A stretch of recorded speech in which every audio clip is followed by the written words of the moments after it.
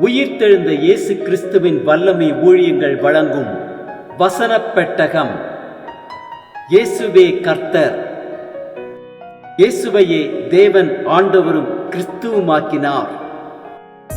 இயேசுவே ராஜாதி ராஜா, கர்த்தாதி கர்த்தா.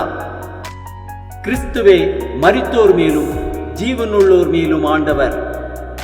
கிறிஸ்துவே போதகரும் ஆண்டவருமாயிருக்கிறார். வசனப் பெட்டகத்தின் இன்றைய தினத்திற்கான கருப்பொருள் ஆத்துமா பாகம் 1.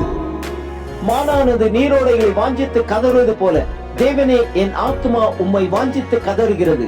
ஆத்துமாவை குறித்ததான வேத வசனங்களை பார்க்கலாம். உபாகமம் 4:29 வாசிக்கிறோம், உன் முழு இருதயத்தோடும் உன் முழு ஆத்துமாவோடும் அவரை தேடும் போது அவரை கண்டடைவாய். மத்தேயு 16:26 வாசிக்கிறோம், மனுஷன் உலகம் முழுவதையும் ஆதாயப்படுத்திக் கொண்டாலும் தன் ஜீவனை நஷ்டப்படுத்தினால் அவனுக்கு லாபம் என்ன?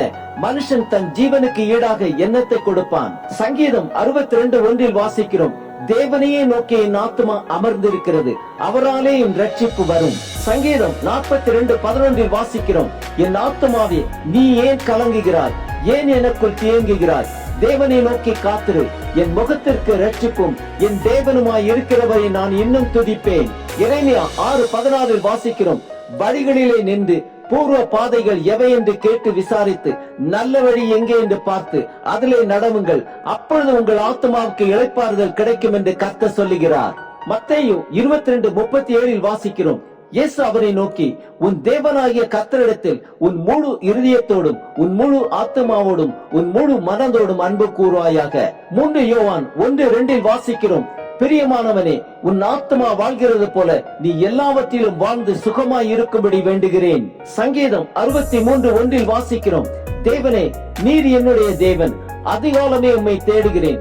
வறண்டதும் விடாய்த்ததும் தண்ணீரற்றதுமான நிலத்திலே என் ஆத்துமா உம்மேல் தாகமாயிருக்கிறது, என் மாம்சமானது உம்மை வாஞ்சிக்கிறது. சங்கீதம் 103:1-2 வாசிக்கிறோம், என் ஆத்துமாவே கர்த்தரை ஸ்தோத்திரி, என் முழு உள்ளமே அவருடைய பரிசுத்த நாமத்தை ஸ்தோத்திரி.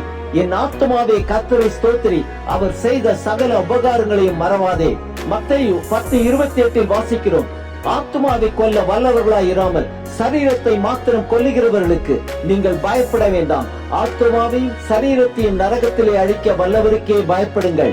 நீதிமொழிகள் 16:24 வாசிக்கிறோம், இனிய சொற்கள் தேன்கூடு போல் ஆத்துமாவுக்கு மதுரமும் எலும்புகளுக்கு ஔஷதமுமாம். சங்கீதம் 120:2 வாசிக்கிறோம், கர்த்தாவே, பொய் உதடுகளுக்கும் கபட நாவுக்கும் என் ஆத்துமாவை தப்புவியும். சங்கீதம் 19:7 வாசிக்கிறோம், கர்த்தருடைய வேதம் குறைவற்றதும் ஆத்துமாவை உயிர்ப்பிக்கிறதுமாயிருக்கிறது, கர்த்தருடைய சாட்சி சத்தியமும் பேதையை ஞானியாக்குகிறதுமாயிருக்கிறது. சங்கீதம் 71:23 வாசிக்கிறோம், நான் பாடும்போது என் உதடுகளும் நீ மீட்டுக் கொண்ட என் ஆத்துமாவும் கம்பீரித்து மகிழும். சங்கீதம் 16:10 வாசிக்கிறோம், என் ஆத்துமாவை பாதாளத்தில் விடீர், உம்முடைய பரிசுத்தவானை அழிவை காண விட்டீர். சங்கீதம் 23:3 வாசிக்கிறோம், அவரை ஆத்துமாவை தேற்றி தம்முடைய நாமத்தின் நிமித்தம் என்னை நீதியின் பாதைகளில் நடத்துகிறார். சங்கீதம் 24:3-4 வாசிக்கிறோம், யார் கர்த்தருடைய பர்வதத்தில் ஏறுவான்?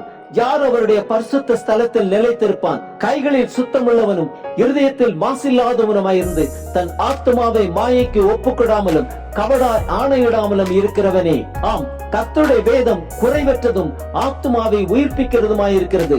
தேவனாகிய கர்த்தரிடத்தில் நம் முழு இருதயத்தோடும் நம் முழு ஆத்துமாவோடும் நம் முழு மனதோடும் அன்பு கூறுவோமாக.